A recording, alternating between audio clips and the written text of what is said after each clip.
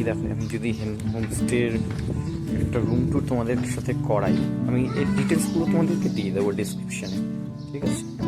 এই সে এন্ট্রি, এখানে একটা নর্মাল রিসেপশনের জায়গা, এই হলো রিসেপশনটাও মোটামুটি সাজানো গোছানো, ঠিক আছে?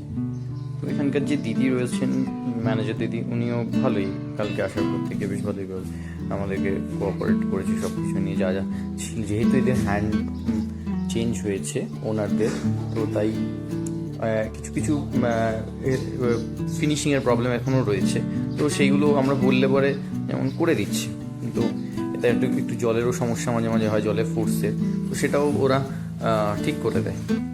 তো আমি যদি তোমাদের একটা আমাদের রুম ট্যুর করাই, এটা 706 নম্বর রুমটা, মোটামুটি পরিষ্কার, খুবই সুন্দর। তো এখানে একটা এরকম বেড রয়েছে, একটা টেবিল রয়েছে, এরকম পুরো কার্পেট পাতা থাকে, আর এই হচ্ছে একটা আয়না, চেয়ার দিয়ে, আর এই হলো বাথরুম, পুরোটাই পরিষ্কার পরিচ্ছন্ন। কল একটা বালতি দিয়ে দেয়, আর অলওয়েজ কিন্তু এরা গিজার রয়েছে এখানে। আরেকটা রুম ট্যুর যদি করাই, আরেকটা রুম, এটা হচ্ছে 704 নম্বর রুম।